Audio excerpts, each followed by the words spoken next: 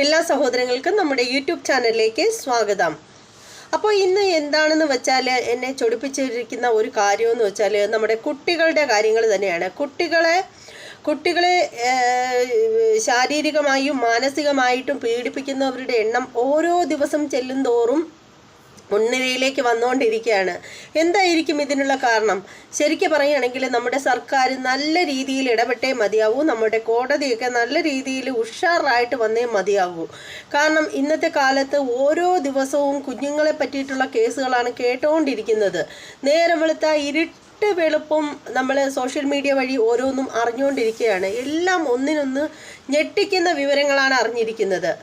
ഇപ്പം ഈ അടുത്ത സമയത്താണ് ശിശുക്ഷേമ സമിതിയിലെ ഒരു കുഞ്ഞിൻ്റെ ജനനേന്ദ്രിയത്തിൽ നുള്ളി അങ്ങനെ 3 ആയമാരെ അറസ്റ്റ് ചെയ്തിട്ടുണ്ടായിരുന്നു. അങ്ങനെ ഒരു സംഭവം നമ്മൾ കേട്ടിട്ടുണ്ടായിരുന്നു. കുഞ്ഞിൻ്റെ ജനനേന്ദ്രിയത്തിൽ നുള്ളുന്നത് ഒരു പതിവാക്കി വച്ചിരിക്കുന്ന ആയമാർ. പിന്നെ അതുപോലെ തന്നെ കുട്ടികളെ നല്ല രീതിയിൽ തല്ലുക, മുറിവേൽപ്പിക്കുക, അങ്ങനെയൊക്കെയുള്ള ടീച്ചർമാർ, അങ്ങനെയൊക്കെ പല പല ന്യൂസുകളൊക്കെ നമ്മൾ കേട്ടിട്ടുണ്ടായിരുന്നു. ഇങ്ങനെ ഓരോ തവണയും ഈ ചെയ്യുന്നവരെ അറസ്റ്റ് ചെയ്തുകൊണ്ട് പോകുന്നു. അപ്പോൾ എന്നിട്ട് പോലും അതിനെതിരെ ആർക്കും ഒരു ഭയമില്ല എന്ന് പറയുമ്പോൾ നമ്മുടെ നിയമത്തിന് ആരും ഒരു പ്രാധാന്യം നൽകുന്നില്ലെന്നല്ലേ നമ്മൾ പറയേണ്ടത്. ആർക്കും നിയമത്തെ പേടിയില്ലെന്നല്ലേ മനസ്സിലാക്കേണ്ടത്. ഇപ്പോൾ തന്നെ എന്നെ ചൊടിപ്പിച്ചിരിക്കുന്ന ഒരു കാര്യം എന്ന് പറഞ്ഞാൽ, ഒരു കൊച്ചു കുഞ്ഞിന് നേരിടേണ്ടി വന്ന ഒരു വലിയൊരു പീഡനത്തിൻ്റെ കഥയാണ്. അത് എന്താണെന്ന് വെച്ചാൽ നിങ്ങളെ ഞാൻ കേൾപ്പിക്കാം.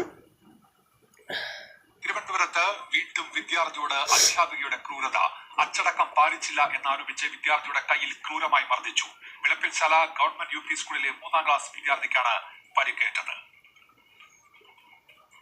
വീണ്ടും സ്കൂളിൽ ഒരു അധ്യാപികയിൽ നിന്ന് വിദ്യാർത്ഥിക്ക് ക്രൂരപീഡനം ഏറ്റിരിക്കുകയാണ്. തിരുവനന്തപുരം വിളപ്പിൽശാലയാണ് ഈ സംഭവം. വിളപ്പിൽശാല ഗവൺമെന്റ് യു പി സ്കൂളിലെ 3ാം ക്ലാസ് വിദ്യാർത്ഥിനിക്കാണ് ഈ അധ്യാപികയിൽ നിന്ന് മർദ്ദനമേറ്റത്. എൻ്റെ കൂടെ വിദ്യാർത്ഥിയുടെ അമ്മയുണ്ട്.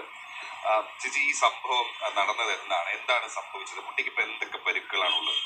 അവൻ 10ാം തീയതി സ്കൂളിൽ പോയായിരുന്നു. അപ്പോൾ ഉച്ചയ്ക്ക് ഇന്റർവെൽ സമയത്ത് കുഞ്ഞുങ്ങളെ വരിയായിട്ട് ഡിസിപ്ലിൻ പാലിച്ചു പോകും. എൻ്റെ മോൻ പാലിച്ചില്ല, ബാക്കിൽ കൈ കെട്ടിയില്ല. ഡിസിപ്ലിൻ പാലിക്കാത്തത് കൊണ്ടാണ് കുഞ്ഞിനെ അടിച്ചത്. അപ്പോൾ ടീച്ചർ മേളിൽ നിന്ന് കണ്ടുകൊണ്ടിരിക്കുകയായിരുന്നു. അപ്പോൾ തിരിച്ചു വന്നപ്പോൾ കുഞ്ഞിൻ്റെ കൈക്കുഴയിൽ നല്ല രീതിക്ക് അടി പറ്റിയിട്ടുണ്ടായിരുന്നു. 4:50 സ്കൂൾ ബസ് വരുന്നത്. അപ്പോൾ വന്നപ്പോഴത്തേക്കും അവൻ പറഞ്ഞു, അമ്മ എൻ്റെ കൈവേദന എടുക്കുന്നു. അമ്മ എന്താ കൈവേദന എടുക്കുന്ന? നീരുണ്ടല്ലോ കയ്യിലെന്ന് പറഞ്ഞു. അപ്പോൾ രാത്രിയായപ്പോൾ ആ നീരൊന്ന് കൂടിയായിരുന്നു. ഞാൻ പറഞ്ഞു, എന്ത് ചെയ്തിടാന്ന് പറഞ്ഞു. അപ്പോൾ അവൻ പറഞ്ഞു, ടീച്ചർ അടിച്ചതാണ്, ഇംഗ്ലീഷ് ടീച്ചർ. അമ്മ എന്തിന്? അത് ഡിസിപ്ലിൻ പാലിക്കാത്തതുകൊണ്ട് അടിച്ചതാണെന്ന് പറഞ്ഞു. പിറ്റേന്ന് രാവിലെ ഇന്നലെ രാവിലെ ഞാൻ അവിടെ പേരൂർക്കുട ഓർത്തോയിൽ കാണിച്ചായിരുന്നു. അപ്പോൾ നോക്കിയപ്പോൾ ഇവിടെ അടിച്ചതിൻ്റെ പാടുണ്ട്, കുഞ്ഞിനെ അടിച്ചതിൻ്റെ പാടുണ്ട്. അപ്പോൾ അവർ പറഞ്ഞ് കൈ ബാൻഡേജ് ഇടണം, കാഷ്വാലിറ്റി ചെന്ന് MLC നോട്ടഡ് എന്ന് പറഞ്ഞ കേസ് ഫയൽ ചെയ്യണം. അപ്പോൾ അവർ നിങ്ങളെ വിളിക്കും, പോലീസ് സ്റ്റേഷനിലെ ഡയറക്റ്റായിട്ട് അവർ തന്നെ കൊടുക്കും, സ്വമേധയാ കേസ് എടുക്കുമെന്ന് പറഞ്ഞു. അങ്ങനെ ഞങ്ങൾ ഇന്ന് രാവിലെ ആയപ്പോൾ ഇവിടെ നിന്ന് വിളിച്ചായിരുന്നു പോലീസ് സ്റ്റേഷനിലോട്ട് വരാൻ. ഇന്നലെ ഉച്ചയ്ക്ക് ഞങ്ങൾ സ്കൂളുമായിട്ട് സ്കൂളിൽ സംസാരിച്ചപ്പം പ്രിൻസിപ്പളിൻ്റെ ഭാഗത്തുനിന്ന് നല്ലൊരു ഇതായിരുന്നു പെരുമാറിയത്. പക്ഷെ അതിൽ 2 സാറുമാർ എന്നോട് പറഞ്ഞ്, ബദ്രീനാഥിൻ്റെ അച്ഛൻ എന്താ പണിയെന്ന് ചോദിച്ചു. ഞാൻ പറഞ്ഞു, ഇങ്ങനെ പെയിൻറ്റിങ് ജോലിയാണ്. അപ്പം നിങ്ങൾ സാമ്പത്തികമായിട്ട് പിന്നോക്കം നിൽക്കുന്ന ആൾക്കാരല്ലേ, നമ്മൾ ഫിനാൻഷ്യലി എന്തെങ്കിലും സഹായിക്കാം. ഞാൻ പറഞ്ഞു, സാറെന്തോന്ന് പറയണം? അയ്യോ അങ്ങനെയല്ല, കാരണം കേൾക്കും. ഇതൊക്കെയാണ് ഇന്നത്തെ കാലത്തിൻ്റെ പോക്കെന്ന് പറയുന്നത്. ഈ കുട്ടി ഡിസിപ്ലിൻ പാലിച്ചില്ലെന്ന് പറഞ്ഞിട്ട് അതിൻ്റെ കയ്യിൽ എന്തുമാത്രം വലിയ രീതിയിൽ തല്ലിയിട്ടായിരിക്കും, കയ്യിൽ പൊട്ടലോ എന്തോ ഉണ്ടെന്ന് തോന്നുന്നു. അതാണ് നീര് വന്നിട്ട് കുഞ്ഞിൻ്റെ കൈക്ക് ബാൻഡേജ് ഇട്ടിരിക്കുന്നത്. എന്തായാലും ആ അധ്യാപികയ്ക്ക് വേണ്ടിയിട്ട് ഇവരെ ഫോണിൽ വിളിച്ചിട്ട് രാത്രിയിൽ വേറെ അധ്യാപകർ പറഞ്ഞു അത്രയും സാമ്പത്തികമായിട്ട് സഹായം ചെയ്യാമെന്ന്. എങ്ങോട്ടാ ഈ നമ്മുടെ നാട്ടിൻ്റെ പോക്ക്? സ്വന്തം കുഞ്ഞു മക്കളെ, അത് ഇത്രയും കുഞ്ഞു വാവയെ തല്ലി അതിൻ്റെ കയ്യിൽ ബാൻഡേജ് ഇടുന്ന പരുവമാക്കിയിട്ട് സാമ്പത്തിക സഹായം ചെയ്യാമെന്ന് പറയാൻ നാണമില്ലേ നിങ്ങൾക്ക്? ഈ പറഞ്ഞ വ്യക്തികളോടാണ് ഞാൻ ചോദിക്കുന്നത്, നിങ്ങൾക്ക് ഉളുപ്പുണ്ടോ? ഇത്തിരിയെങ്കിലും നാണവും മാനവും മര്യാദയും ഉണ്ടോ നിങ്ങൾക്ക്? നിങ്ങളുടെ വീട്ടിലെ കുഞ്ഞു വാവകൾ, നിങ്ങൾക്കില്ലേ കൊച്ചുമക്കൾ, നിങ്ങൾക്ക് ഇത്തിരിയെങ്കിലും നാണം ഉണ്ടെങ്കിൽ ഇവരുടെ ഈ ഒരു ഫാമിലിയെ വിളിച്ചിട്ട് പെയിൻറ്റിങ് തൊഴിലാളിയാണ്, ജോലിയൊക്കെ ചോദിച്ച് മനസ്സിലാക്കി പെയിൻറ്റിങ് തൊഴിലാളിയാണെന്ന് പറഞ്ഞപ്പോൾ സാമ്പത്തിക സഹായം ചെയ്യാമെന്നോ?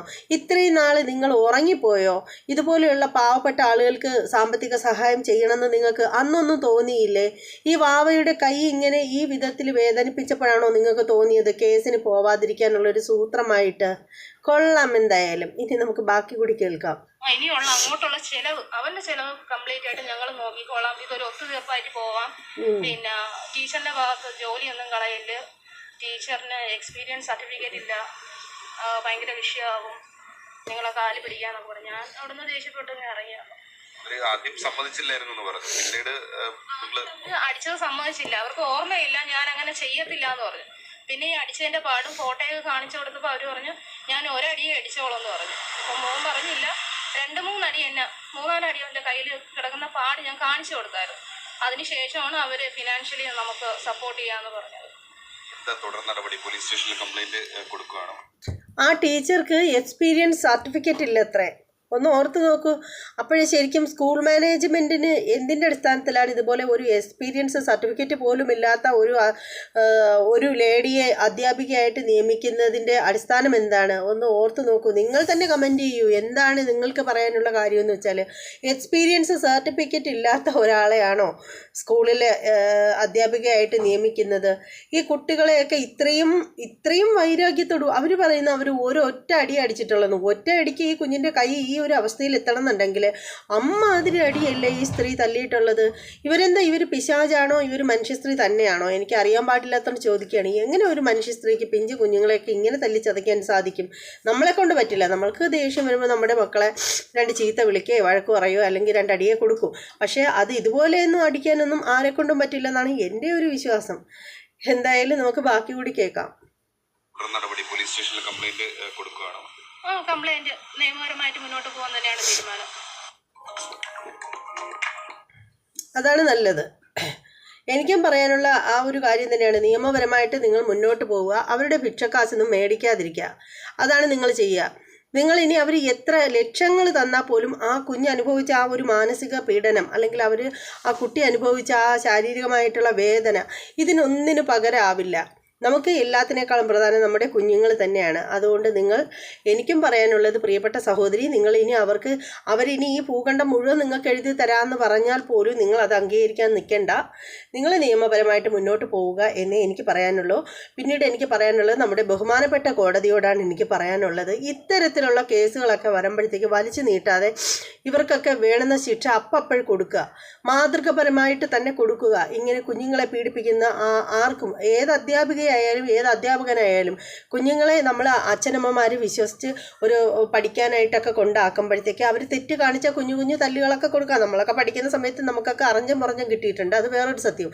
പക്ഷേ എന്ന് കരുതിയിട്ട് നമുക്ക് ആർക്കും മാനസികമായിട്ടൊരു പീഡനമോ അല്ലെങ്കിൽ നമ്മുടെ ശരീരം പൊട്ടിയൊലിച്ച് അല്ലെങ്കിൽ ഇങ്ങനെ ഇതുപോലെ ബാൻഡേജൊക്കെ ഇട്ട് നടക്കേണ്ട ഒരു അവസ്ഥയോ നമ്മുടെ അധ്യാപകരാരും നമുക്ക് വരുത്തിയിട്ടില്ല. പക്ഷെ നമ്മുടെ അധ്യാപകർ നമ്മളെ തല്ലുമായിരുന്നു, ഒക്കെ ചെയ്യുമായിരുന്നു. പക്ഷേ നമുക്ക് ഇന്നും നമ്മുടെ അധ്യാപകരെ സ്നേഹത്തോടു കൂടി ഓർത്തു വയ്ക്കാൻ നമുക്ക് സാധിക്കും. മനസ്സിലായില്ലേ? നമുക്ക് ഓർത്തു വയ്ക്കാൻ സാധിക്കുന്നുണ്ടെങ്കിൽ അത് അന്ന് അവർ നമുക്ക് തന്ന ആ ഒരു നല്ല രീതിയിൽ ശിക്ഷയൊക്കെ കിട്ടുമായിരുന്നു അന്നത്തെ അധ്യാപകരുടെ കയ്യിൽ നിന്ന്. ശിക്ഷയെന്ന് പറഞ്ഞാൽ ചൂരൽ കമ്പനി നല്ല അടി പൊട്ടിക്കുമായിരുന്നു. പക്ഷേ ഒരു വ്യക്തിക്ക് പോലും അന്നത്തെ കാലത്തെ അധ്യാപകരോട് ഒരു വിരോധവും തോന്നില്ലായിരുന്നു. അതുമാത്രമല്ല, നമ്മൾ ഇന്നും അവരോട് ഭയഭക്തിയോടുകൂടിയാണ് നമ്മൾ അവരെ, ഹൃദയത്തിലാണ് നമ്മുടെ അന്നത്തെ ആ ഒരു അധ്യാപകർക്കൊക്കെ നമ്മൾ കൊടുത്തിരിക്കുന്ന സ്ഥാനം എന്ന് പറഞ്ഞാൽ. ഇന്നും സ്നേഹത്തോടു കൂടി മാത്രമേ നമുക്ക് അവരെ ഓർക്കാൻ സാധിക്കൂ. കാരണം അതാണ്, അവർ നമുക്ക് സ്നേഹം തരാറുണ്ട്, ഒക്കെ തരാറുണ്ട്. പക്ഷെ അന്ന് നമുക്ക് തല്ല് തരുമ്പോഴും നമ്മുടെ മനസ്സിലൊരു തോന്നൽ ഉണ്ടാക്കാൻ അവർക്ക് സാധിച്ചിരുന്നു. നമ്മൾ നന്നാവാൻ വേണ്ടിയിട്ടാണ് നമ്മളെ തല്ലുന്നത് എന്നുള്ള ആ ഒരു ബോധം നമ്മുടെ ഉള്ളിലേക്ക് ഇട്ട് തരാനുള്ള ആ ഒരു കഴിവ് അന്ന് അവർക്കുണ്ടായിരുന്നു. ഇന്നത്തെ അധ്യാപകർക്ക് ഇല്ലാത്തതും അത് തന്നെയാണ്.